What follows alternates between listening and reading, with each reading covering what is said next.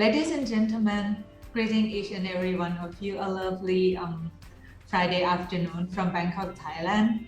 So it's my pleasure to serve you as a moderator for this technical session 12 concerning multi-hazard risk and governance issues. I am Joy Arunsawat. Together with our rapporteur sitting just next to me, Mr. Nghia Bui. Both of us are currently PhD students in Disaster Preparedness, Mitigations and Management program of AIT.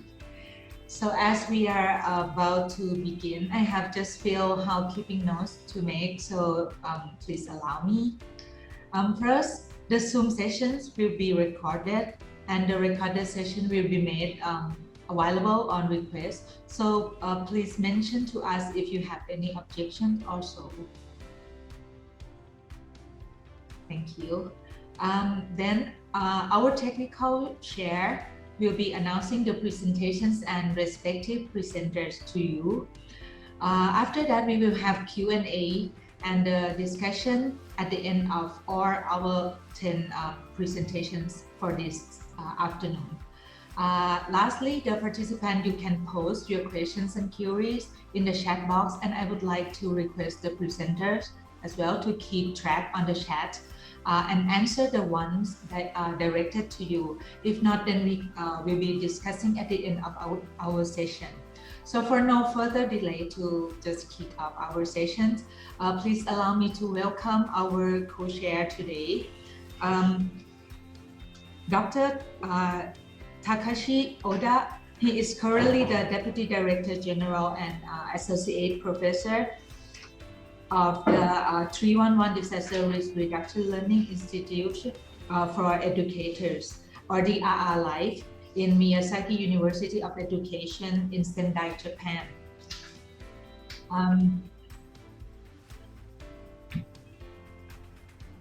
And so we are really pleased and so honored to have you as our co-chair with us this afternoon, Dr. Takashi. And I believe we're gonna have the fruitful session and also the full of the learning and new experiences. So let's hear from our co-chair and presenter. Dr. Takashi, please, sir. Thank you. Thank you for your introduction. Hello, greetings from Sendai, Miyagi, Japan. As I was introduced, I'm with the Miyagi University of Education in Sendai, Japan, and so I'm here at my campus in Miyagi University of Education. And obviously, you know where Sendai is. That's the city that the Sendai Framework for Disaster Risk Reduction has been adopted, and it has been 10 years since the great East Japan earthquake and tsunami happened and hit our area in the coastal Tohoku. Can you hear me okay? Can you hear me okay? Yes. Okay, sure. So as I understand, we have, let's see, 10 presentations in this technical session number 12. And I understand these presentations are pre-recorded.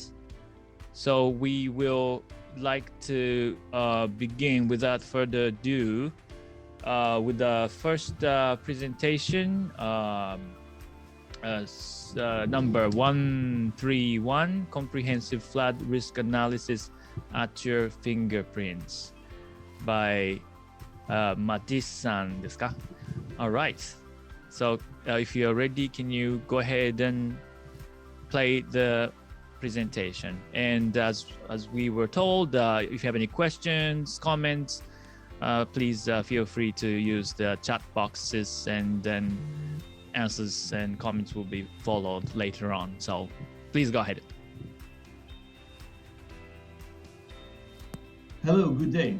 My name is Matthijs Bos, Climate Adaptation and Flood Resilience Lead at Royal Haskoning DHV.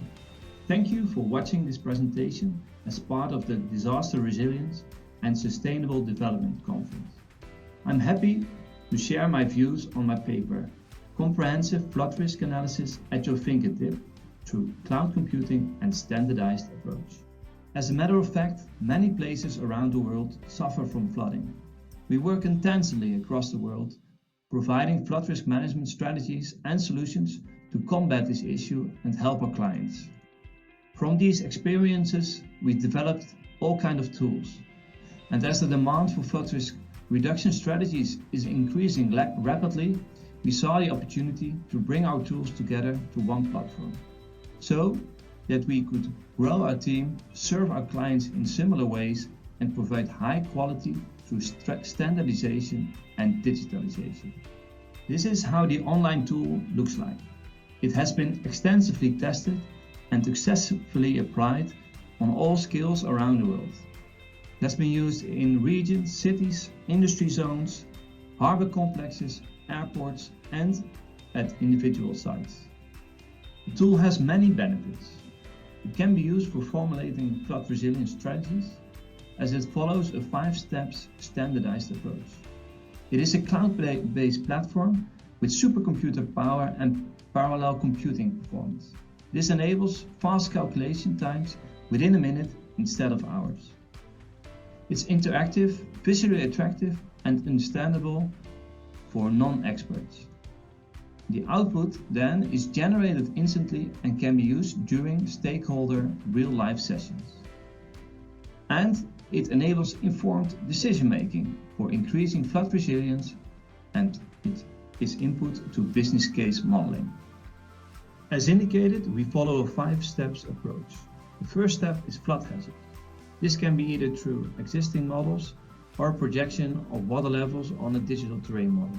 We map the inundations for different return periods, and we can also put in separate scenarios.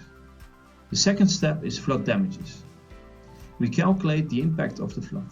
This also includes critical infrastructure and people affected, or the risk of losing lives.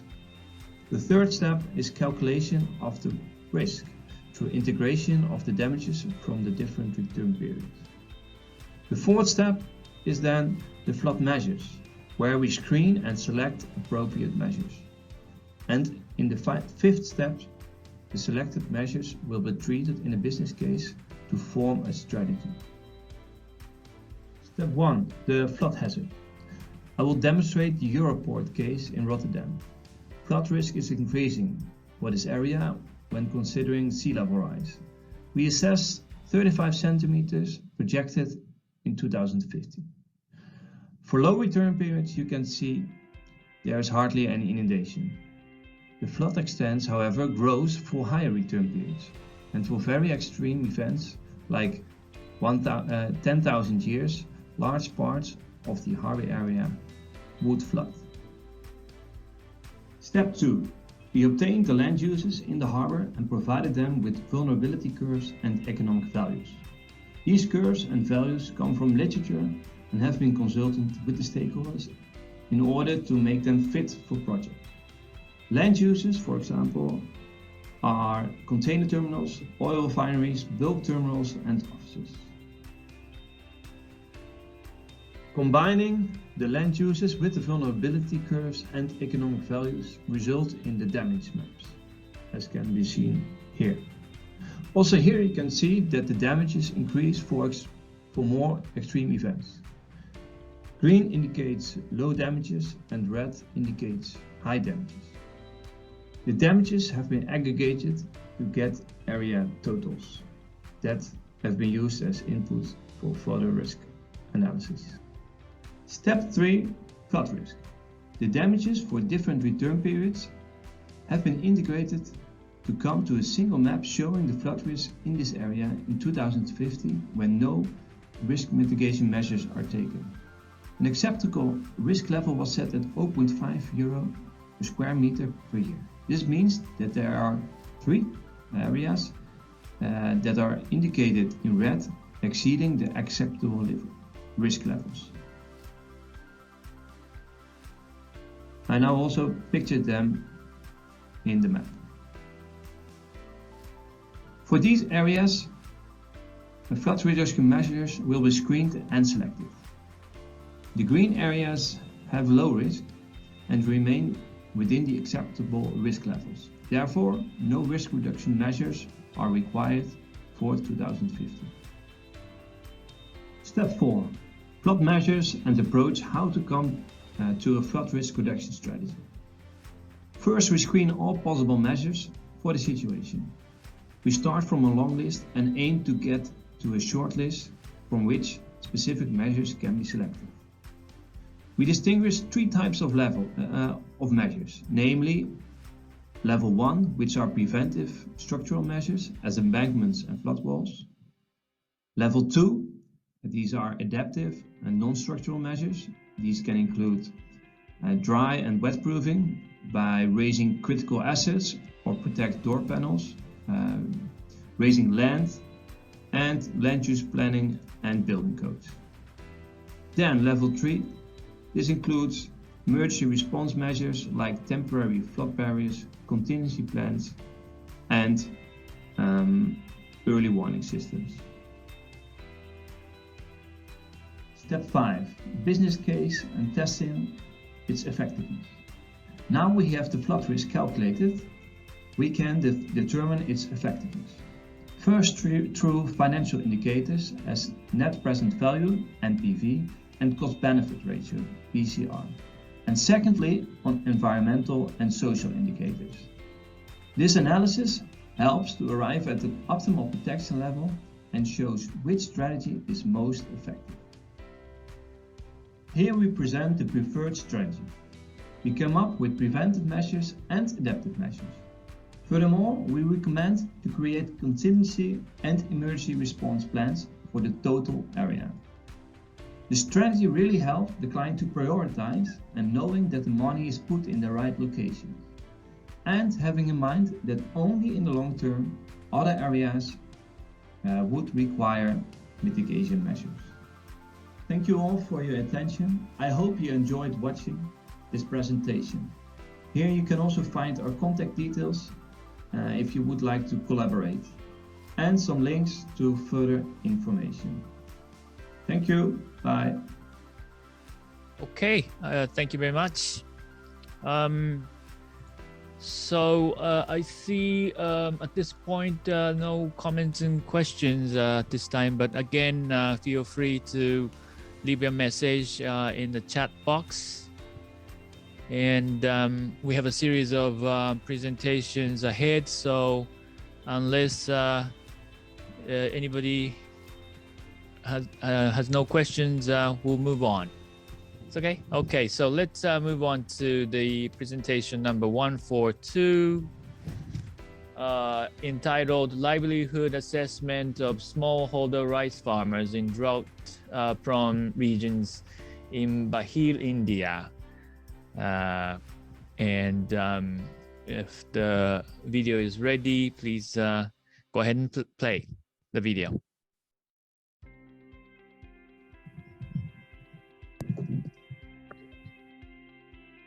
Greetings to all of you from India. I am Vivek Kumar Singh, working as consultant with Center of Excellence in Disaster Management, Patna, Bihar, India. On behalf of my co-authors, I am thankful to the organizers of International Symposium on Disaster Resilience and Sustainable Development for providing me an opportunity to present my study on livelihood assessment of smallholder rice farmers in drought-prone regions in Bihar, India. Presentation flows like this. It starts with background, followed by methodology, results, and finally ends with conclusion. Bihar is one of the most climate-sensitive states in India due to its geographical setting, hydrometeorological uncertainties, dense rural population, and high level of poverty. Out of 38 districts, 28 districts are flood-prone and 13 districts are drought-prone. Agriculture contributes around 21.3% of Bihar's GDP, and it's a prime source of livelihood of around 90% of population. Rice is prominent crop and staple food in the region. But the productivity is comparatively low. This study examines the vulnerability context, livelihood asset, livelihood strategies, and livelihood outcomes of smallholder rice farmers. This study is based on desk study and case study, and it is also based on qualitative and quantitative methods. Sample has been selected from Aurangabad district, and Jain Tendua village was selected for the study. 27 semi-structured interviews has been conducted, 2 FGDs, one with aged farmer who were basically 35 years and more, and young farmers who were less than 35 years or equal to 35 years, and stratified snowball sampling method had been used.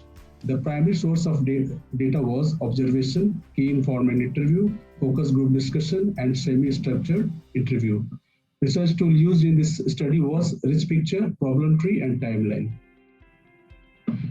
All selected respondents were smallholder rice farmers. Among the respondents, 25 were male, 2 were female, and 8 farmers belonged to young age group. The average holding size was 2.2 acre and cropping intensity was 170. All households heads were literate. 10% had elementary schooling, 46% attended high school, remaining 13% completed higher secondary, and 7% completed graduation level education. Vulnerability context. Disease like rice blast, narrow brown spot, bacterial blight, and white trip were the common diseases. Water scarcity was also faced by the farmers, and high input cost and low output rate was also prevailing in the region. Assets impact on smallholder rice farming. Asset Pentagon indicated that human and financial capital is low compared to physical and social and natural capital. And 100% rice was transplanted. Weeding and application of fertilizer, herbicide, and pesticide is done manually. Farmers were heavily dependent upon tacit knowledge. 80% of farmers agreed that they mostly rely on tacit knowledge. 20% farmers only agreed that they mostly rely on explicit knowledge for farming. Institution and organization involvement in rice farming. Around 20% farmers were in contact with agriculture department seasonally or yearly. Traders were mostly in touch with farmers. They contacted them monthly, seasonally, and yearly. On the other hand, KVK, local NGO, international NGO, agricultural universities, and private companies never contacted with rice farmers in the village. Preferred mode of contact with stakeholders. 57% farmer preferred that field demonstration for new seed, insecticide, herbicide, fertilizer, etc. was preferred by them. Furthermore, the other 25% farmers' choice was training on various rice farming issues. Along with it, few farmers advocated for field visits and knowledge sharing by print and electronic media. Livelihood strategies. Livelihood diversification strategies was remittances, on-farm work, and on-farm other than crops. Rice farming impact on food availability. Rice is a staple food for all families. For cereals, respondents were mostly dependent on domestic production. On the other hand, they faced severe shortage of rice from June to December, and only December to January they didn't face any rice scarcity. Conclusion: vulnerability context has negative impact on smallholder rice farming, and it needs to be minimized. The asset pentagon indicated that the human, natural, physical, and financial assets are comparatively low compared to the social asset. The asset portfolio has positive impact on smallholder farming, and it requires to maximize particularly human, natural, physical, and financial assets.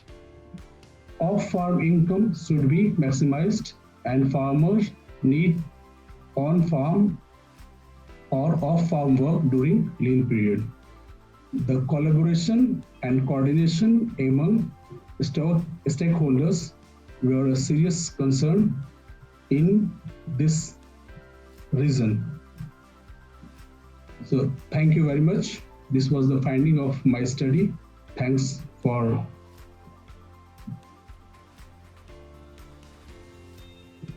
Okay, thank you very much for the excellent presentation by Vivek Kumar Singh.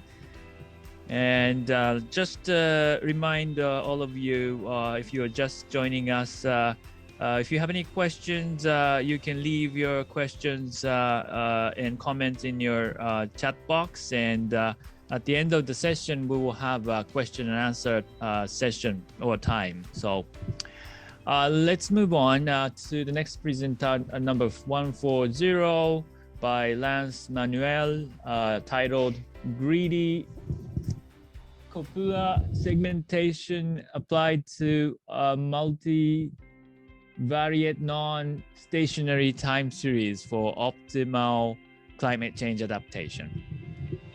So please go ahead. Hello everyone, I'm Temino, a PhD student at the University of Texas at Austin. Today I'm going to present the greedy copular segmentation of multivariate non-stationary time series for climate change adaptation.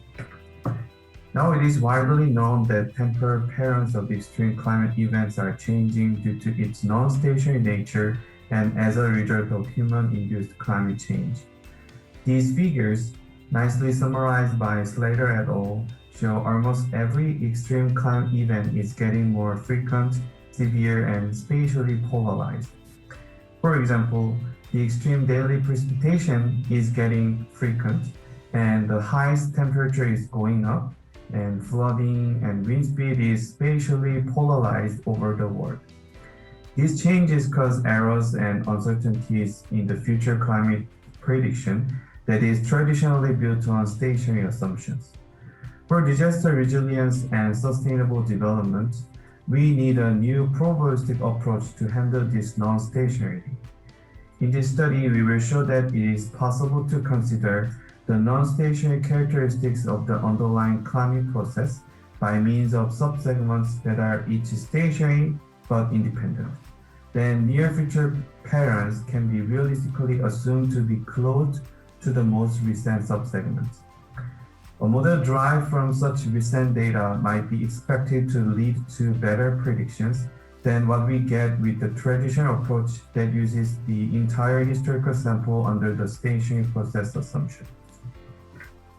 So for example of the drought risk assessment, we can define the drought events when a drought index is below a certain threshold level. Then the features of drought such as duration, severity, and equivalent intensity can be calculated as shown in this figure number 2. A total of 143 drought events near the Austin, Texas area are identified from about 120 years long data. And their features are non-stationary as we can see from this figure number 3. So what we want to do is finding the best latest stationary subsegment from the historical data to build better near future predictions. Let me demonstrate the idea of our algorithm with this benchmark data. This bivariate synthetic data is also non-stationary that we can visually identify two changing points around the index 400 and 700. We applied the time series segmentation technique to identify the optimal subset for prediction, which is highlighted by this red box. Our method involves breaking up the input time series into segments where the data in each segment are treated as independent samples from a copula. We named it as the greedy copular segmentation, in short GCS. This method is extended from the greedy Gaussian segmentation developed by Halak et al. Our GCS systemically searches for the optimal recent segments using a greedy algorithm. Among the identified segments, the most recent subsegment is selected as the optimal data for any future planning, such as in climate change adaptation. Now let's see how our GCS finds the optimal subset. At every iteration, GCS sweeps the data backward to check every possible breakpoint that divides the input data into two subsegments. One example breakpoint at k is equal to 400 is shown in here right figure. Then GCS calculates this objective function, basically comparing the likelihood of undivided input data versus the likelihood of two subsegments divided by a breakpoint. This objective function is the core of our algorithm that effectively evaluates the benefit of the segmentation. I'm not going into the detailed derivation of this big equation, but you can find it from our paper. If the objective function is positive, it means the input is more likely a piecewise stationary process, and thus the segmentation has a benefit. So we are going to find the breakpoint that has the maximum objective function value. As shown in this figure, GCS found the best breakpoint at k is equal to 722, dividing input data into two subsegments like this figure below. GCS continues this procedure until it meets the termination condition. This is the algorithm flow chart for the GCS. A greedy iterative search is formed by a double loop, and two termination conditions are shown in diamond blocks. The first condition is when all psi is negative, meaning all breakpoint is not beneficial for segmentation. The second condition is when the identified best breakpoint is not in the current last segment. This condition stops the procedure if the algorithm no longer divides the latest segment. When GCS stops the search, it returns the current latest segment as the optimal subset. To compare the near future prediction performance of the traditional approach and our GCS optimized approach, we kept adding the new data and evaluated the prediction accuracy at each update. The result shows that our approach predicts multiple times better than the traditional approach.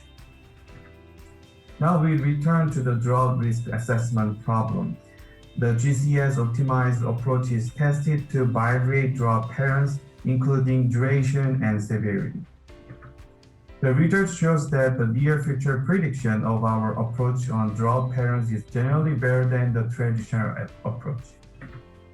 In summary, this study derived an extension of greedy Gaussian segmentation for use with non-Gaussian climate data and any generalized copular model.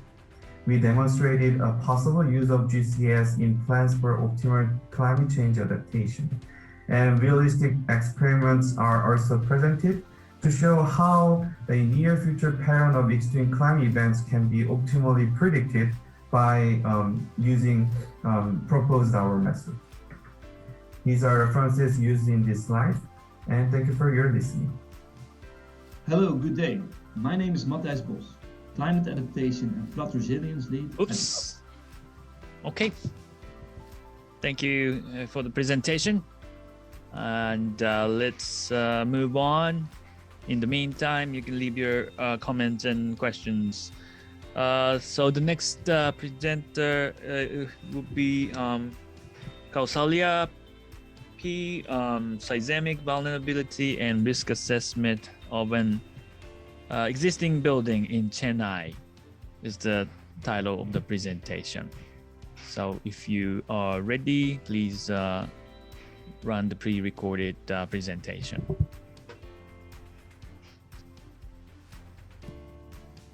Warm greetings to everyone present here. I'm Kausalya from Vellore Institute of Technology, Chennai. I'm here to present my paper on seismic vulnerability and risk assessment of an existing building in Chennai. This paper is under the guidance of Dr. V. Vasugi ma'am and Dr. Helen Shanti ma'am. Earthquakes are a natural phenomenon, and these occur at various places of the world. Since these cannot be predicted accurately, earthquake-resistant structures are constructed. But however, not all the existing structures are too weak to be retrofitted or demolished. So in such cases, a seismic vulnerability assessment is performed. Seismic vulnerability assessment is the comparison of capacity of a structure with the seismic demand on the structure. So in this paper, a residential building has been assessed for its seismic vulnerability. These are the specifications of the structure. So here we have considered an RC framed structure. So this is a 5-story building. The respective beam and column dimensions are given here. The grade of concrete is M25 and the grade of steel is AP415. So the structure lies in the 3rd seismic zone and has a corresponding zone factor of 0.16. The importance factor of the structure is 1 and the response reduction factor is 3. And the structure belongs to a medium soil condition. So seismic vulnerability assessment comprises of several assessment phases. So to begin with, the first phase is the rapid visual assessment. So this is based on the visual inspection of a building in which the lateral load resisting system is identified and a structural score is assigned. So a higher score indicates that the building is safe, whereas a lower score indicates that the building is highly vulnerable. So different seismic zones will have different data sheets depending upon the seismic intensity of that place. In this paper, we have used a data sheet from FEMA 154 to check the probability of damage of the existing building. So this is the data sheet that is used for the rapid visual assessment. Since the building belongs to a 3rd seismic zone, the corresponding data sheet has been adopted. This here shows the plan view of the structure and the basic details of the building is filled here. So this is a 5-story building that was built in the year 2010. The total floor area is 12,356 square feet and this building is being used for residential purposes and this appears to be in a good condition. So this building also has an open ground floor. So in continuation with the data sheet, this is the second half where, so here the occupancy details of the structure has been filled and the soil type is also mentioned here. So this table here is used to compute the overall structural score. So different building types are given here and each building type will have a corresponding basic score. And similarly, these are the different parameters which describe the characteristics of a structure. So each of these will have a corresponding score modifier. So since the structure that we considered comes under this category of moment resisting frame, we have considered these values alone. So first a basic score of 3 is assigned to the structure, after which, since the structure is a mid-rise structure, a value of plus 0.2 is assigned and the structure has a vertical irregularity, so a value of minus 2 is also assigned. The code detailings have been followed, so a value of plus 1.2 is assigned to the structure. And finally, since the structure belongs to a type 2 soil condition, a value of minus 0.6 is also assigned. So calculating all these values, we get a final structural score of 1.8. So this value lies between 0.7 and 2, which indicates that the structure has a high probability of grade 3 damage and a very high probability of grade 2 damage. So this means that the structure might face moderate damages. So hence further evaluation is recommended for the structure. So this completes the first phase of assessment. So the second phase of assessment is the preliminary assessment method. So this is generally applied when an in-depth evaluation of the structure is required. So this is where the drawings are collected and redrawn in AutoCAD, and also configuration related checks are performed on the structure. So this here shows the typical floor plan of the structure, and configuration related checks were also performed. So since this particular structure has an open ground story that is being used for the purpose of car parking, we have performed configuration related checks to find if the structure possesses any kind of configuration deficiencies. So the stiffness calculation was done. So here we have found the seismic weight of each floor and the corresponding stiffness has also been determined. So it is seen that the lateral stiffness of the ground story is less than 70% of any adjacent story. So from this we can conclude that the structure has a stiffness irregularity. The third phase of assessment is the detailed assessment method. So generally we have several methods for this purpose, which include the linear static, linear dynamic, non-linear static and the non-linear dynamic method. So the choice of method would depend upon the type of the structure and also the performance objectives. So generally in case of existent buildings, a pushover analysis is performed. So the structure was modeled in SAP 2000 software and respective beam and column hinges were assigned. So this model is pushed to a target displacement where the assigned plastic hinges reach a specified rotation limit. So the structure goes through different damage states and hinge formation of the structure is shown here. So once the analysis part is completed, we obtain two graphs. So one is the base shear versus displacement curve and the other one is the pushover demand capacity curve. So from the pushover demand capacity curve, we can see that the red curve indicates the demand curve, whereas the green curve indicates the capacity curve. So since both these curves intersect at a point, the structure can be concluded to be safe. So this completes the third phase of the assessment. The fourth and final phase of the assessment is the fragility assessment. So this is an important component while assessing a structure for its seismic vulnerability. So these are curves which are a collective log normal distribution function which exhibits the probability of failure. So for this study, the Hayes method is adopted to conduct the fragility assessment for the structure. So this shows the probability of the building's damage states. For the design purpose, the moderate design code was adopted.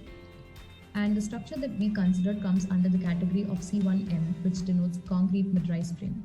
So the building was assessed for 4 damage states, which are slight, moderate, extreme, and collapse. So the value of spectral displacement was obtained from the pushover curve. And these are the values of ultimate and yield spectral displacement that was computed for each damage state. So these are the values of degradation factors that were obtained from the Hayes technical manual. So all these values together were used to compute the probability of the structure encountering a damage state, and after which the discrete damage probability was also determined. So it is seen that the structure has an extremely low probability of encountering with a damage state. So this proves that the building is safe. 4 different assessments were conducted for assessing the seismic vulnerability of the structure. So from the first level of assessment, we estimated the damage potential of the building. So the structure was found to be vulnerable from the first assessment. But however, during the detailed evaluation of the structure, it is found that though the building has a soft story, it is capable of meeting the seismic demand. So this was evident from the pushover curve that we obtained, since both the demand curve and the capacity curve intersect at a point. And the structure has also been assessed for the various damage states as part of the fragility assessment, and the damage probability of the respective states were determined, and these were found to be extremely low. So hence, from the 4 levels of the seismic vulnerability assessments, it is found that the structure is safe. Thank you. Hello, good day. Okay, thank you very much for the excellent presentation. So let's move on. The next presenter will be Yaman Huda.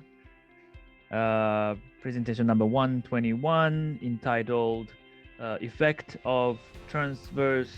Oh, excuse me. The title is Comparison of the Vulnerability Assessment of Step-Back Configuration and Setback Configuration Structures on Hill Slopes. So let's play the pre-recorded presentation, please.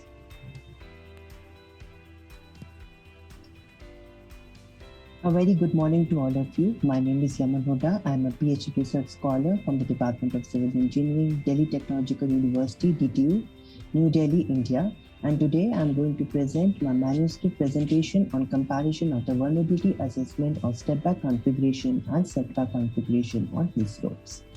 This following presentation includes the following contents, that is introduction, literature review, methodology, design and analysis, results and discussion, conclusions and references. Introduction. As we know that earthquakes are one of the most important considerable natural disasters which are having an unpredictable nature, and when it occurs at a particular location, it causes not only to the loss of life but also the loss of property. And when it causes on the location where the hill slopes are there, the structures are located on the hill slope, then it proves to be even more disastrous. As compared to the Indian context, the north and northeastern part of India are having the structures which are located on the hill slopes. And as per the latest revision of Indian Standard 1893, which comes up in 2016, the zones of the north and northeastern parts are being divided into Zone 4 and Zone 5 category, and the highest one is in the Zone 5 category.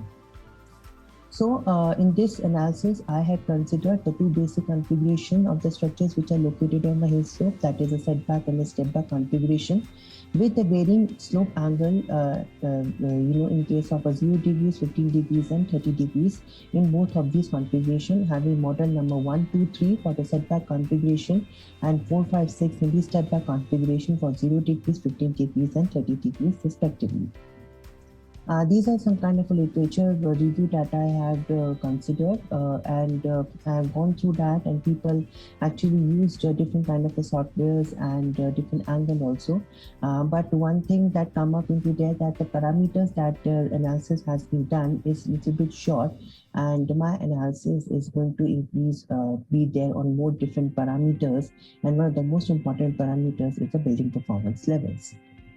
The methodology of my presentation is first we did the modeling and designing in the ETAP 2019 software, and then we did the first one analysis, which includes the application of the loads, that includes a dead load, light load, and super dead load. After the analysis has been done and there's no error and warning has to come up, then we go for the advanced analysis, which includes the formation of the models analysis, the P delta effect, gravity analysis, followed by the pushover analysis. And since we are going to go for different slope angles, so these are the picture which is going to show that what level includes what type of you can say that designation. So above the ground level, it shows at the story 1, 2, 3, 4, 5, 6, and at ground level, it is considered as a base level in this particular manuscript, and then it is base level 5, 4, 3, 2, 1. Okay. And then we did all the analysis and coming to the results, what we have done for the setback configuration and for the stepback configuration, I can see that the basic 5 parameters that I chosen is the maximum displacement in both an x and y direction, the maximum base reaction in both an x and y direction, and the maximum story drift. So we can see that in case of a setback configuration, if I'm going to consider that if I'm x direction, all the values are going to come up at the top story level in case of a setback, but in the y direction, in the 30 degrees, is going to go below the base level.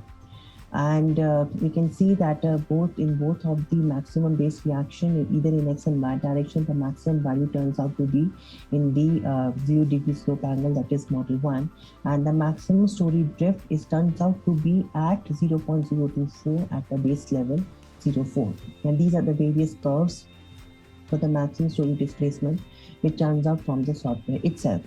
For the step-back configuration for 4, 5, and 6 model, the maximum displacement turns out to be in 30 degree model, but again at the base level 0.4, that is beneath the ground level. In the y directions, again is going to be turned up maximum at 60 mm at the top story, but again if I'm going to consider beneath the ground level, the 30 degree slope angle find out has its influence on the structure. Maximum base reaction both in x direction turns out to be for the 0 degree slope angle, and story drift here also similar in case of a setback configuration. My magnitude is going to be maximum at 0.07 at the base level 0.4. So coming to the 5th parameter, that is a building performance level. Building performance level actually consists of 3 basic parameters, that is immediate occupancy IO, life safety LS, and collapse prevention CP. For the pushover analysis, to find out the best results of pushover analysis, the structure is going to be divided, or the structural components are going to be divided in these 3 categories. When the structure is going to be in between immediate occupancy and life safety, the structure element is going to have a green color. If it is going to be between LS and CP, that is life safety and collapse prevention, is going to become in cyan, and is going to be more than CP, collapse is going to be red in color. Immediate occupancy is at level when there is a least or the minimum destruction is going to be there on the structure member, and we can it's like it sustains the structure, the earthquake. Life safety is there that we have to provide the repairing and rehabilitation techniques to get the re-strengthen the structure.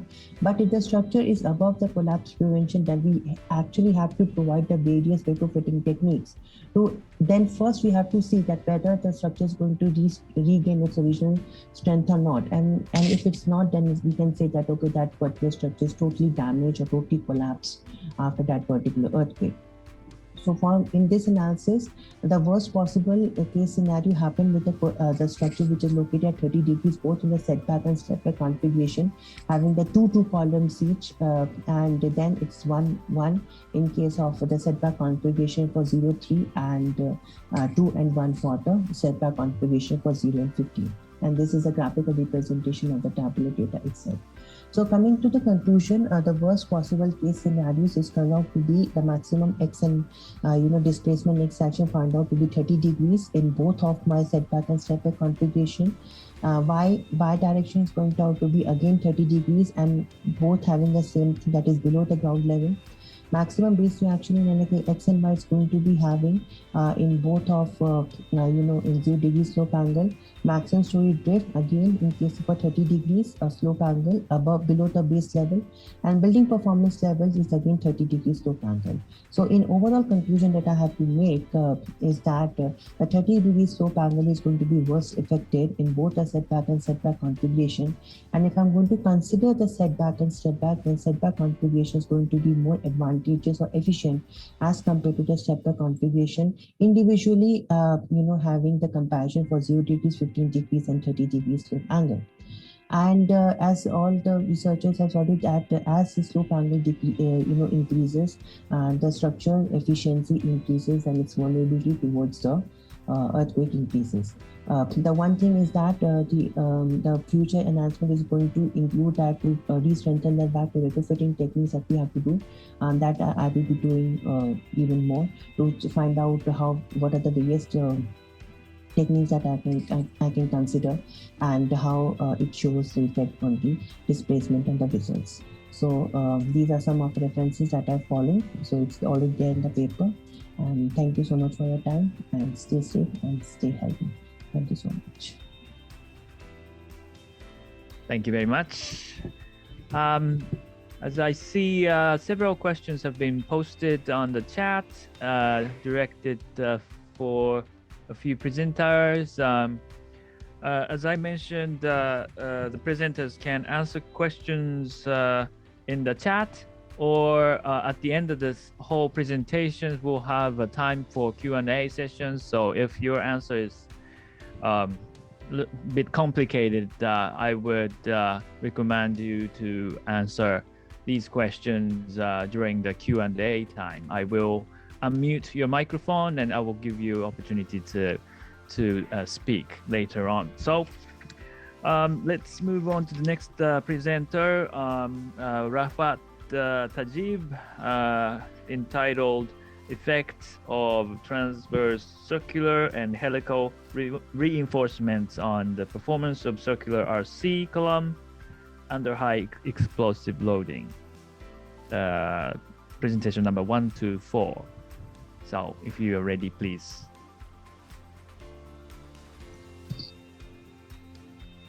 Good morning, everyone. My name is Rafat Tajib, and now I'm going to present my paper on the topic of effect of transverse circular and helical reinforcements on the performance of circular RC columns under high explosive loading. Blast resistance of columns in the building is of serious concern under explosive loadings. Following the validation of experimentally tested square RC column with seismic lateral reinforcement carrying axial load subjected to explosive charge of 100 kg NFO at a scale distance of 1 with 10 mm mesh size using a vector CE software equipped with concrete damage plasticity model is considered in this study. Behavior of equivalent circular columns with circular ties and helical transverse reinforcement carrying the same axial load under the blast is studied. Additional transverse carbon fiber reinforced polymer is also considered over confining region. Then carbon fiber reinforced polymer sheet and mild steel sheet, it is also used to study their effect on the blast performance of the column.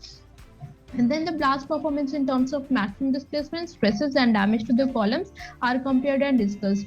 Many researchers have conducted experimental and numerical studies and following mentioned authors I have referred in my paper.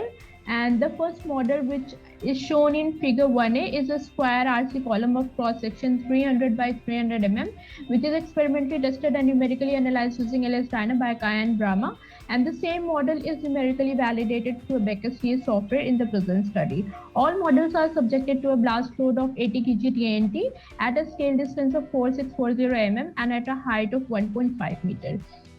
The column carry axial load of 950 kN reinforced with 4 bars of 25 mm dia of yield strength 500 MPa as longitudinal bar, and shear reinforcement of 10 mm dia stood up at 75 mm center to center spacing at top bottom 600 mm seismic confining zone. The second model C2, which is shown in figure 1b, is an equivalent circular RC column with 6 numbers of longitudinal bars of 20 mm diameter and circular ties of 10 mm having spacing of 85 mm center over the confining zone and 170 mm over the remaining length. The third column C3 is shown in figure C3. 1C has been modeled by confining concrete in mid regions by providing additional circular ties to make a distance of 85 mm in mid region. To make spacing between the transfer reinforcement 85 mm in mid region. The fourth column C4 is shown in figure 1D is an equivalent circular RC column with helical reinforcement having a pitch of 85 mm carrying the same axial load. Fifth column is shown in the model is modeled by providing additional carbon fiber reinforced polymer ties of 10 mm dia along with the circular ties over mid height and confining zone in the third model. Then to investigate the possibility of further enhancement of blast resistance of column, model C6 and C7, which is shown in figure 1F and 1G, have the same reinforcement layout of model C3 and C4, but they are strengthened with carbon fiber reinforced polymer composite wrapping of 2 mm thickness over the seismic confining zone as well as mid height region. Column C8 and C9, they are also modeled in the same way as column C6 and C7, but instead of carbon fiber reinforced polymer composite wrapping, mild steel sheet wrapping of 2 mm thickness has been applied. Now, when we discuss about results and discussion, column C1 is validated and is compared by the transverse displacement, and it has been found that the result is in close agreement with that obtained by Kaya and Brahma with a percentage difference of 4%. Following cases are developed for the comparison purpose in the present study. First one is the effect of seismic reinforcement, in which column C2 and C3 is considered, and it has been compared with column C1.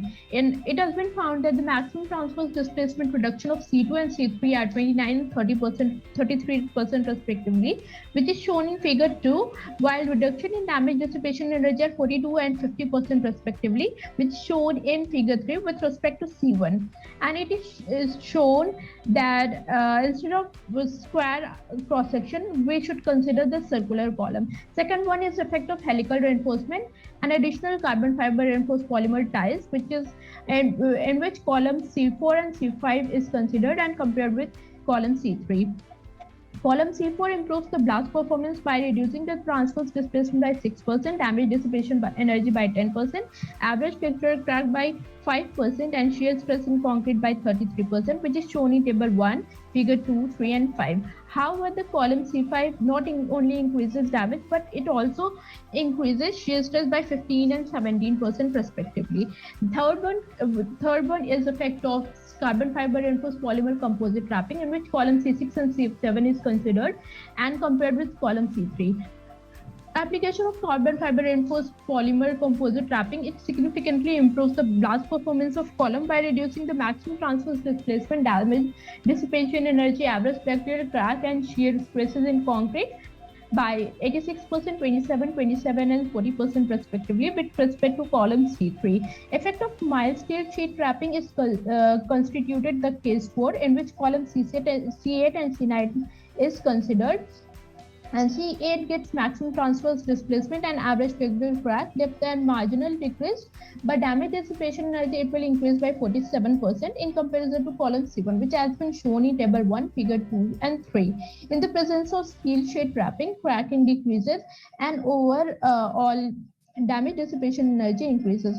The reason for this increment is mainly due to yielding of steel sheet. In case of column C9, maximum transverse displacement will reduce by 13% and average fracture crack depth reduces by 9%, but damage dissipation energy increases by 31% with respect to column C3. However, maximum displacement decreases by 6% and damage dissipation energy increases by 40% with respect to column C4. Steel sheet trapping lessens the crushing of the concrete of column C9 as compared to column C4 by getting itself damaged, thereby increasing damage dissipation energy by 40%. All the previously mentioned 4 cases are discussed, and it can be concluded that the provision of seismic reinforcement in the circular RC column, it significantly improves the performance of the column. However, the confining reinforcement over the mid-height region does not produce considerable influence. RC circular column with transverse spherical reinforcement, it performs better than the column with circular transverse reinforcement under the blast loading. Application of CFRP circular tiles, it does not contribute so much it does not produce a very good result when we apply it. That is, it produces a negative effect and the reason for this negative effect is due to its lower young modulus of elasticity of CFRP than that of steel. Application of CFRP composite wrapping on the circular RC column with transverse circular and with helical reinforcement, it significantly improves the deflection response. However, the performance of helically reinforced circular column is found to be more superior with regard to concrete crushing and cracking as compared to all other columns considered.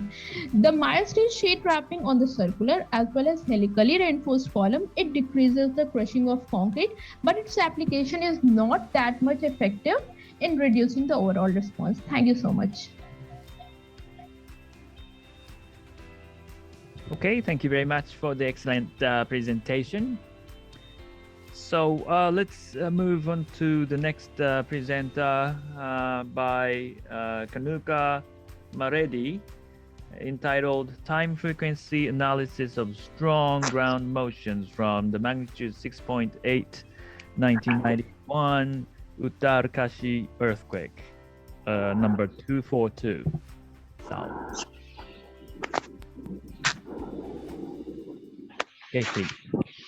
Hello everyone, my name is Kanuka Maredi and I am here to present on the topic time frequency analysis of strong ground motions from the magnitude 6.8 1991 Uttarkashi earthquake along with my teammates Vinutna Ambatipudi, Professor Jayaprakash Veluri and KVL Subramaniam. This stress buildup along the plate boundary of the Indian and Asian plates is a source of major destructive earthquakes in the state of Uttarakhand.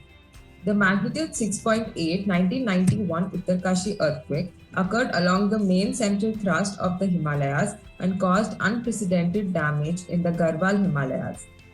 Several villages like the Bhatwadi Maneri, Ghansiali, Guptkashi, Utkimat were completely destroyed.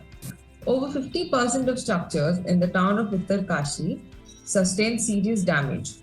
Over 1,000 fatalities and damage to over 50,000 structures were reported, with severe damage reported from villages located on loose terrace deposits. It has been reported that the maximum observed damage intensity was 9 on the modified Mercalli intensity scan felt over a region of 20 km². The focal depth of the earthquake was estimated by USGS as 10.3 kilometers and by IMD as 12 kilometers. Ground motions were recorded at 13 stations of the strong motion array, which comprised of 3 component SMA1 instruments. The Uttarkashi region lies in the seismic gap zone between the 1905 Kangra earthquake and the 1934 Bihar earthquake. There have been several recurrent earthquakes along these thrusts due to the enormous build-up Coulomb stress due to past earthquakes. The 1991 Uttarkashi earthquake occurred in complex geological setting at the MCD and the Munsiari fault has been identified as the causative fault of the earthquake.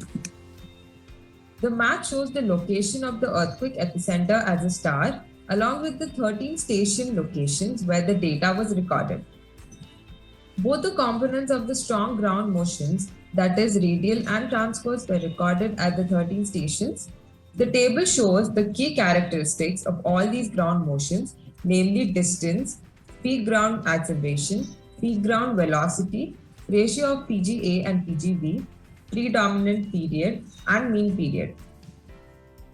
Using the Seismosoft software and MATLAB, we have obtained the results through fast Fourier transforms to estimate the frequency.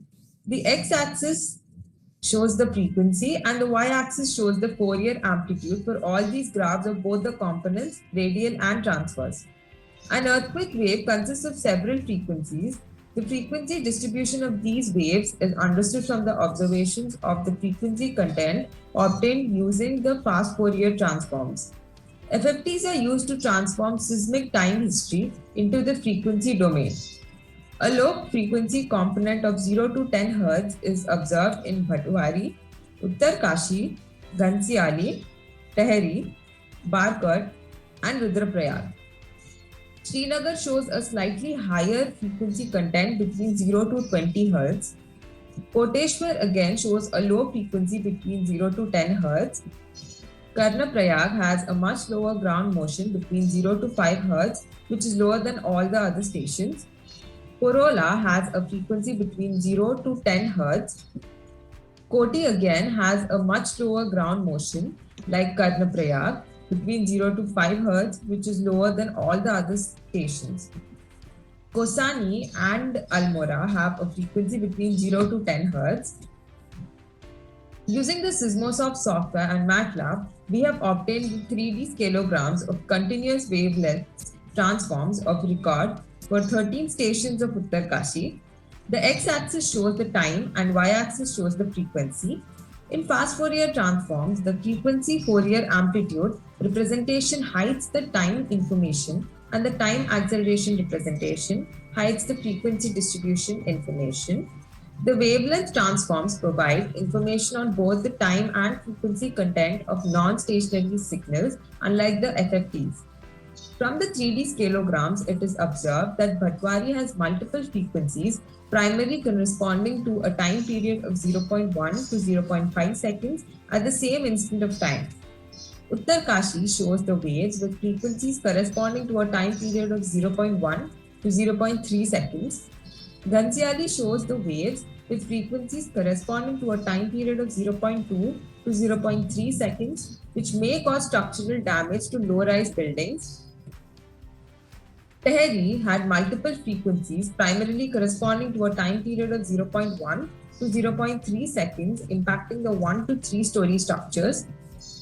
It is observed that Barkot and Rudraprayag had multiple frequencies at a time period of 0.1 to 0.5 seconds at the same instant of time. The strong ground motions recorded at Srinagar exhibits a single dominant frequency corresponding to a time period of 0.1 second.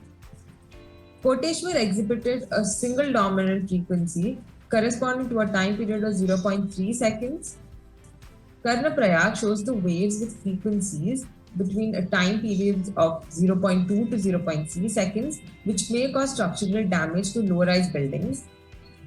Kurola exhibits a single dominant frequency at a time period of 0.1 second. Koti has multiple frequencies, primarily corresponding to a time period of 0.1 to 0.3 seconds, impacting the 1 to 3 story structures. Kosani also shows a single dominant frequency corresponding to a time period of 1 second. Almora has multiple frequencies corresponding to a time period of 0.1 to 0.3 seconds, impacting the 1, 2, and 3 story structures. The results and conclusions that we obtained from the paper are that the seismic response of structures is influenced primarily by the amplitude and frequency content of the ground motions. Typically, the amplitude and frequency content of ground motions are obtained separately using the time acceleration and frequency Fourier representations respectively. However, both descriptions carry incomplete information and do not enable the proper correlation of ground motion characteristics to structural damage. In this paper, the wavelength analysis technique is used to perform time frequency analysis of strong ground motions recorded in the 1991 Uttarkashi earthquake. The continuous wavelet transforms of these ground motions show that these high frequencies were also sustained in time, thus causing enormous damage to low-rise structures. Further, the earthquake induced physical damage to infrastructure at various locations in Uttarakhand was obtained from multiple reconnaissance-based damage surveys. The results from the time frequency analysis of strong ground motions are consistent with the damage data from the post-earthquake reconnaissance studies. Thank you. Okay, thank you very much for the presentation.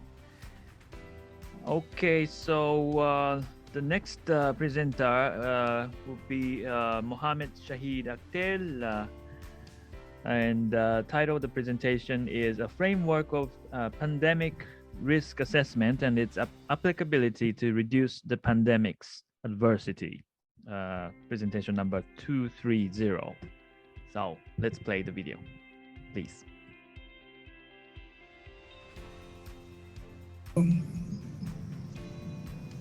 Hi, myself I'm Director, and today I'm going to present my work on this international symposium. That entitled of this paper is a framework of pandemic risk assessment and its applicability to reduce the pandemic adversity. The concept of endemic, epidemic, and pandemics are described in this paper and also describe their evaluations and how it's evolved and originated. In the first term, the epidemic, basically the regular existence of a disease in a community for longer duration. Epidemic is basically the temporary outbreak of a disease in a certain geographical location, and pandemic is an unprecedented disease outbreak over an extensive geographical area crossing all geopolitical boundaries and affecting large number of population and socioeconomic sphere. Now, risk assessment is an important part in the decision-making process and also identify the disaster risks and also the quantify the risks and its extent of damage. The level of risk assessment. The level of risk assessment in the national risk assessment, the details of this assessment is less, but uncertainty is very high. And also the objective risk assessment. The details of this objective risk assessment as it is narrowed, therefore the details of this assessment is very high, uncertainty is less. The principle of risk assessment, risks are basically the combinations of hazard, vulnerability, and exposure. Now that risk assessment process is determined by these three factors, that is a hazard assessment, vulnerability assessment, and exposure assessment. Now the hazard assessment is basically talking about the hazard that's basically the potential event that causes the damage of the environment and people, and that's determined with the geographical locations, extent, intensity, and probability. And this assessment is also depend on the historical record, evidences, and also the experience of the peoples, and that's identify basically microbe that is the causative agent of disease, develop and identify diagnostics tools to identify symptoms and infections, and also understand the disease process from exposure to infections, illness, and death. And finally that identify the transmissions route. In the next process, that's the vulnerability assessment. In these three ways to describe the vulnerability of people. One, the level of exposure to disease, capacity of people to resist the effect of disease, and ability of people to recover from infection. Now, the questions that is shaping the terms of vulnerability is who is vulnerable and what is the range of this vulnerability and what are the sources of vulnerability and how do individuals or communities respond to the shock. And finally, what are the existing gaps between risk and risk management mechanism. Now, in the last step of risk assessment is the exposure assessment. That's our element that's are in risk. That's our peoples. Those are exposed when they are in the contact with infected person or surfaces, and also is transmitted from person to persons and person to animals when they are in contact with them. Now, the behavior of the person, understanding as well as the knowledge about the disease determine the spread of that infection. Now, in the case of the exposure is also mediated through the social and cultural pattern and the territorial structure of societies.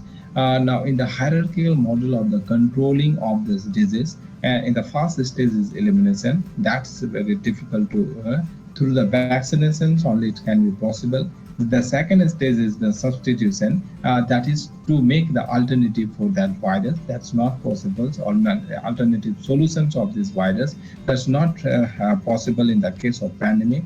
Now, the engineering control is basically the making the barrier, the physical barrier between the persons and hazard.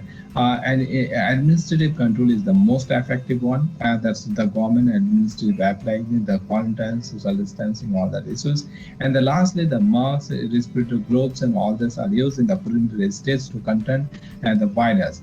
So in the hierarchy of control, the most effective one was the eliminations, and the least effective one is the masks and respirations and globe. So in the finally the issues, what are the issues in the risk assessment? And the risk assessment is not being utilized in the decision making process. So many project and the activities are being applied or implemented, but the risk assessments are not being part of this process. So many times the decisions are being taken, but that's are going against of these solutions of this problem. The people and institutions that would actually be implementing their actions are not involved in the risk assessment process. And the third one is talking about there is no the sustainable mechanism. How the DRR and the risk assessment process is progressing are not being tracking for a long period of time. Therefore, it's not being it's not giving a proper outcome of this DRR process. Now, the lacking the credibility of local institutions, the local people and the local institutions are not being focused when the DRR activities are being risk assessment activities are being taken care. Therefore, as a result of risk mitigation process are not becoming success in many of the part of the disease content. So that was the issue of this whole process. So that's what my presentation was. Thank you. So if you have any questions, please ask. Thank you. Okay, thank you very much. Yes, as he just said, if you have any questions, feel free to leave that questions in the chat box. And at the end of this session, we'll have a question and answer time. So in the meantime, let's move to the next presenter, Mohammed Ayub Ifan. The title of the presentation is Wavelet Analysis of Strong Ground Motions from the 2015 Nepal Earthquake. So let's go ahead to play the video. Greetings all. This paper is on wavelet analysis of near-field ground motions from the moment magnitude 7.8, 2015 Nepal Gorkha earthquake. Myself, Mohammed Ayub Ifan, my co-author Shalin Matthew, and our guide Dr. Jayaprakash Vemuri. We are from Department of Civil Engineering from Ecole Central College of Engineering, Mahindra University, Hyderabad, India. The introduction has the date of the earthquake dated on 25th April 2015 with a movement magnitude of 7.8. Intensity maximum felt was 9 on modified Mercury intensity scale. The fault size was measured to be 200 kilometers by 150 kilometers and focal depth of 15 kilometers. The damage extensively was observed to be 4,98,852 and at a moderate level at 2,56,697. Total fatalities was observed to be 9,000 and an injured of 23,000. As we all know that Nepal is located at the confluence of Indian and Eurasian tectonic plates, and this causes it to have a history of large earthquakes that has been observed from a very long time now. The 2015 Gorkha earthquake showed a non-uniform damage not just to masonry but also to RC structures in the Kathmandu Valley. Acceleration time histories along with the FFTs, CWTs and the response spectra was also analyzed in this paper. This is the map where we can see that the star is the epicenter of the earthquake, and we have data recorded at the 5 stations. These 5 stations are KATNP, KTP, TVU, PTN and THM. These are all near field and at a distance of less than 100 kilometers from the epicenter of the earthquake. Moreover, we have recorded this in the horizontal directions of east-west and north-south, and also in the vertical direction of up-down. The key characteristics of the recorded ground motions that are recorded are PGA, peak ground acceleration, peak ground velocity, Vmax by Amax ratio, aerial intensity, predominant time period, mean time period. We have seen the response spectra for the Gorkha earthquake is to be a wide acceleration sensitive region and some velocity pulses.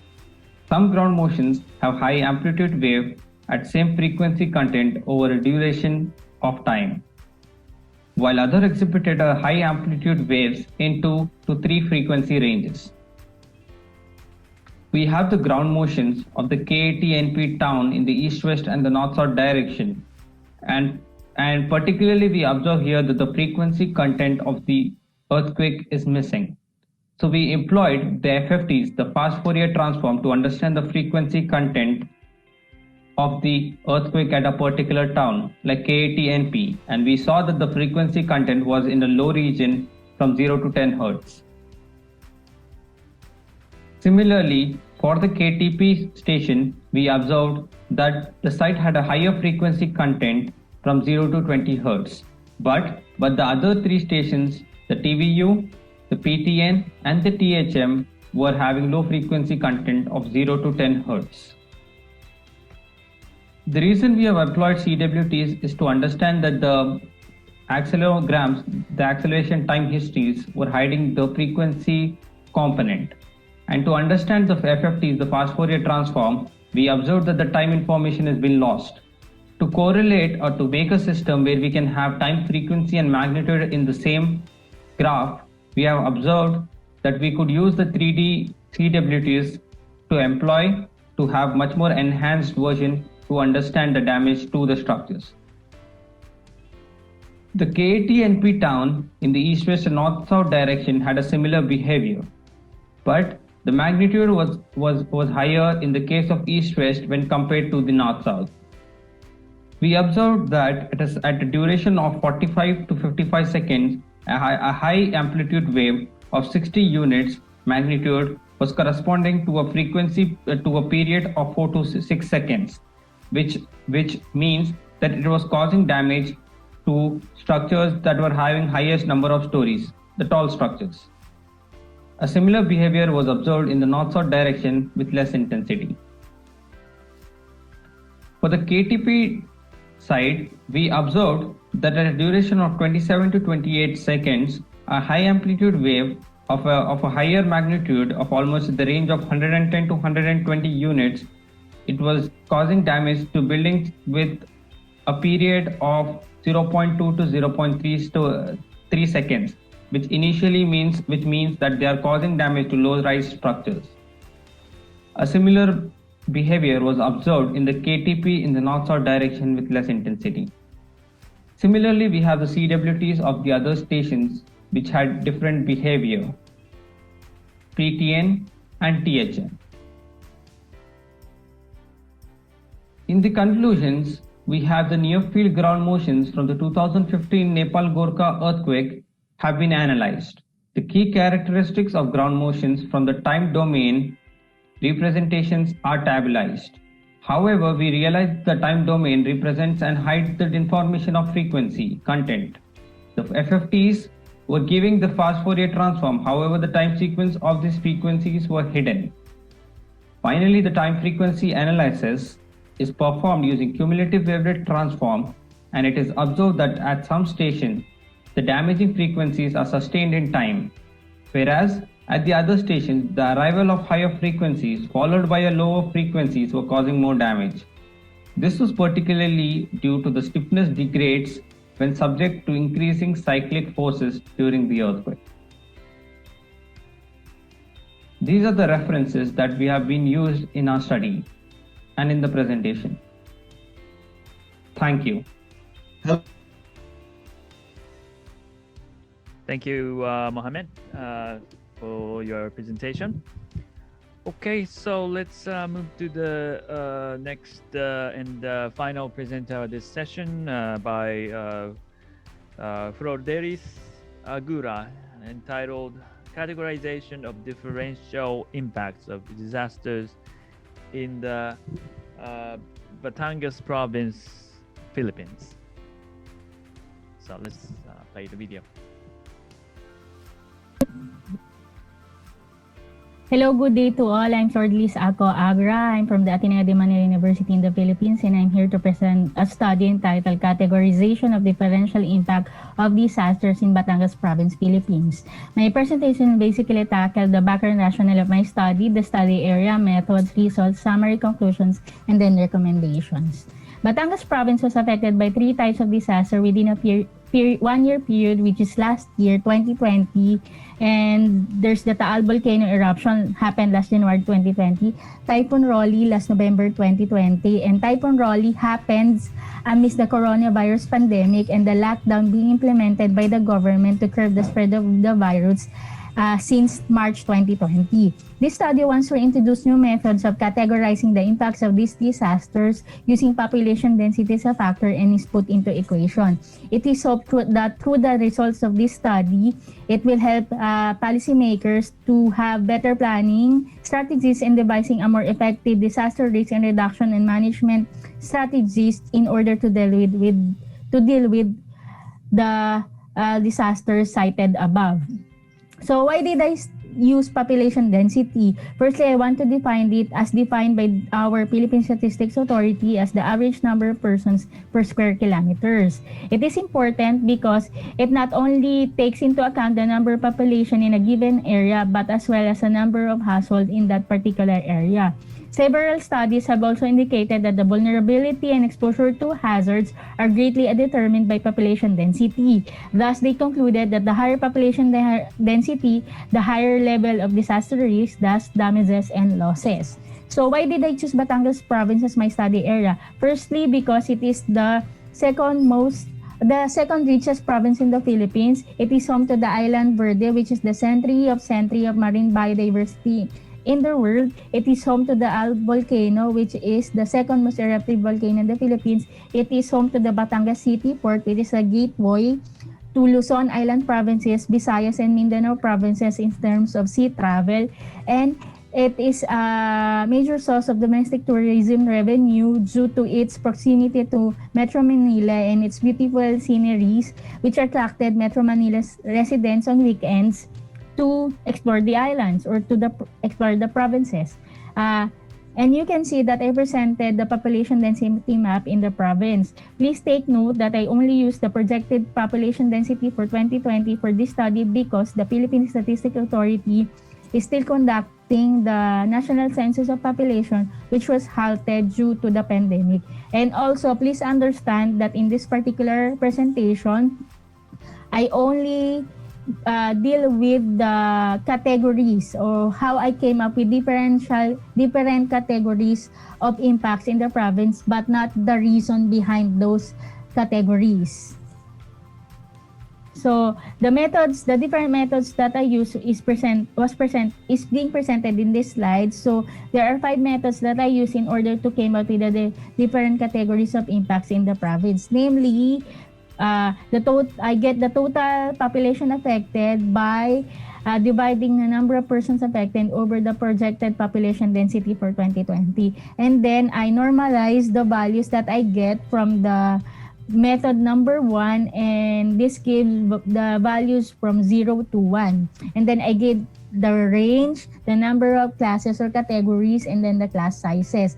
Please understand that I set the category to only 3 because the values of 0 and 1 were not considered in the computation because they were considered as outliers. And then I use the lower interval value in order to get the categories. Sometimes interval values are containing multiple values. So for that purpose, I use the average value. And if that doesn't work, I use the subtraction method and I subtracted that particular values from the average, and the closest values was chosen from that particular category. And it still doesn't work, I use the Drought methods in order to get the particular municipality for that particular category. So using these methods, I get 5 categories for the differential impacts of disasters in the province, namely not affected, very low hit, moderately hit, and then worst hit area. And as a result, using both persons affected and the population density, Lemery held as the worst hit area. But for other municipality, it says otherwise. That's why Laurel was considered as moderately hit, Baletes low hit, Calacas very low hit area, and then Tingloy as not affected area. For Typhoon Rolly, Batangas City held as worst hit area in considering persons affected as well as population density. But for other categories, it says otherwise, or it yielded different results. So that's why San Juan was considered as moderately hit, Tingloy as low hit area, very low hit is Agoncillo, and then Padre Garcia as not affected area. For COVID-19 results, in just considering number of COVID cases, Batangas City held as the worst hit. But putting into equation the population density, Cuenca held as the worst hit area. And Batangas City was only considered as moderately hit. And Lipa as low hit area, and then Ibañez very low hit area. Please do note that you cannot find not affected category in this disaster because all the provinces of the all the municipalities of the province was affected by the pandemic. As a result, or as a summary, using population density can yield different results from the traditional methods of categorizing impacts, which only consider the number of persons affected and the number of population in that particular area. Clearly, population density is a factor in differential impacts of disasters in Batangas province, and it is recommended to further study population density as a factor in disaster and including it in disaster risk analysis for better disaster risk and reduction management strategies of the province as well as other areas. That's all for my presentation, and thank you for listening. Okay, thank you very much for your presentation. And once again, thank you all 10 presenters for your excellent presentations. Time is, let's see, it's almost 5 p.m. here in Sendai, Japan, and 3 p.m. in Bangkok. We have 10-15 minutes time for questions and answers. So may I move on to the Q&A time? And is that okay? Yes. Yes, sir. Okay. All right. So before opening up for the open to the floor for the questions, we have several questions already directed in the chat. So let me first begin with the first question by, let's see, Nin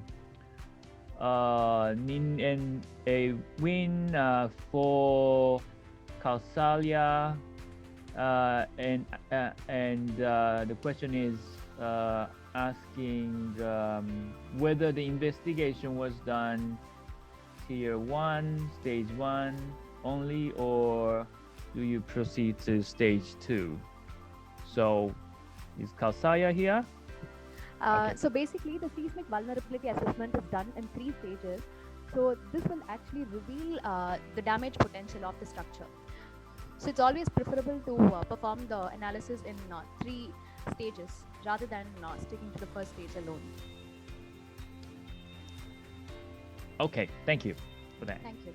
All right, thank you.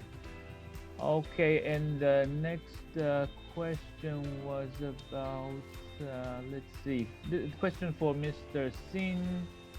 Could you please elaborate more on the need for coordination among stakeholders in your recommendation? This question is from Ms. Agura, I think. So, is Mr. Singh here? Yeah, I'm here. Thank you, Mr. Takashi. Thank you very much indeed.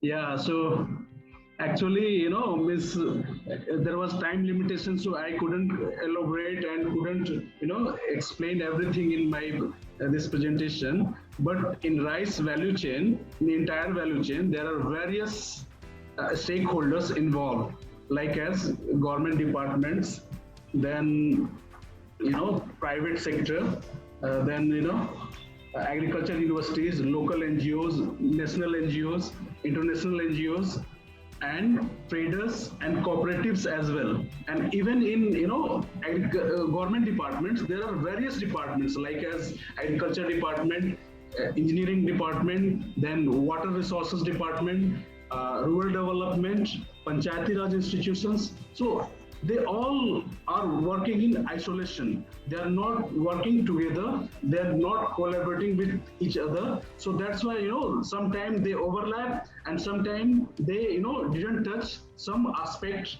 which is required for, smallholder farmers. So that's why, farmer told during our FGD and our interviews that there must be collaboration and coordination among each and every stakeholder. Then, that time they will not overlap and they might intervene for a specific kind of, problems. Yeah. Thank you. Over to you, Mr. Takashi. Okay, thank you. Agura-san, is that okay? Is there any follow-up question?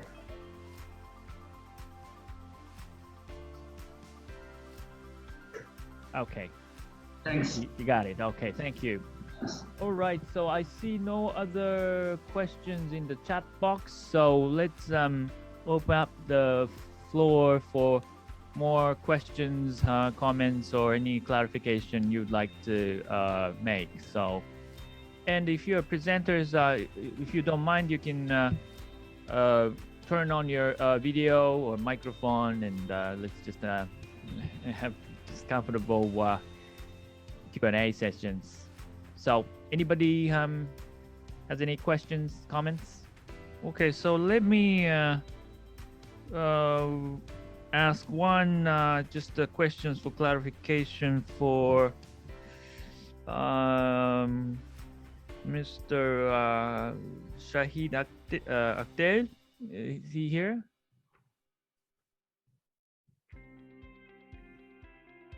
Shahid Sang, who presented about the pandemic. Yes, can you unmute your microphone and can we speak? Or maybe there's some technical issues. All right. Is your microphone on? Hello. Oh, okay, I can now. Yes, sir. Yes. All right, I can now hear you. Network is slow, sir. Okay. All right, I understand. Yes. Now you mentioned about let's see, it's something about this territorial structure of the society related to the vulnerability aspect of the pandemic assessment in your slide. I just could not follow that part. If you could, can you elaborate the aspect of territorial structure of the society part you mentioned? So yes, sir. So it's basically the territorial structures is basically the different group of people are locating in a specific place. Now, such examples like Dharavi, if we take Mumbai. Now, in a specific place, there are plenty of people and plenty of group of people are staying in a single place. Now, so that is basically a single territory. Now, the structures of the group of peoples are varying. So, therefore, the pandemic vulnerability is also determined by that group. So I just mean for that. Okay. Okay, thank you. And also you mentioned about, let's see, the DRR actions. Did you mean that the people in the DRR is not involved in the decision-making process of this pandemic response? Is that? Yeah, so it's a good question, I think. So that's what my paper basically explained. Right, right. So basically, once we talk about the risk assessment process, now we see that all the people are not involved when we are taking a decision. Now, the top-down approach, if we see that the most of the hierarchy people, they are taking the decision without involving the local people. Those are mostly the concerns should be for them. But in that case, now when we are talking about the disaster management, disaster risk reduction, implementation of that project, now we are directly implementing them without knowing that how the people are recognizing their risks and how they are facing the challenges. So basically, without correlating with the disaster risk assessment and DRR process, the success of DRR cannot be happen. Okay, thank you for the clarification. I see boss, Mr. Boss, your video is on, and in this opportunity you would like to say something. Oh no, yeah. Maybe to add, yeah, I hope you enjoyed the video, and please reach out if you want to know more. So we are involved in many World Bank projects over the world, and our aim is to fasten like the risk analysis and to integrate with stakeholders, and yeah, that's our aim, and yeah, looking forward to collaborate as well. Thank you very much. Where are you connecting from today? I'm in the Netherlands, The Hague. So, all right. So what time is it right now? It's 10 a.m. All right. Okay. So it's a good time. All right. It's a good time. Yes, definitely. Okay. Thank you very much. Okay. Is there any other questions? Okay. There's one more question coming, Doctor. All right. To Mr. Teo, okay, okay. So this question was. Yeah, Mr. Chairman, I just. Yeah. Okay. So you left your question. Thank you. Earlier. So yeah. So we'll figure out how we can pass that question to the author. So thank you. All right. Yeah. So I think it's almost a time to finish this session. So. Once again, thank you all the presenters today for your excellent studies that you shared. You conducted all the studies, despite all the restrictions and inconvenience from the pandemic. But it was a very good opportunity to share what you have been doing, and well, looking forward to your progress of your study. So let's congratulate all the presenters today. Thank you very much. And also the people from the floor, thank you for your staying with us today. So let me get back to the moderator, please. Thank you. Thank you so much, Doctor. Thank you so much for all wonderful 10 presentations in our session this afternoon as well. So on behalf of BPM and AIT, I would like to thank you very much for our co-chair, Dr. Takashi, as a token of appreciation of your time and your valuable contributions to these sessions, as well, ladies and gentlemen. May I thank you so much for your active participations in our session. I hope you enjoy the program. And after this, we will have like 15 minutes break. And in the other halls, we still have like the other keynote session in the plenary hall. So please hope to see you guys there. Thank you so much for today. สวัสดีค่ะ ขอบคุณครับ thank you Thank you.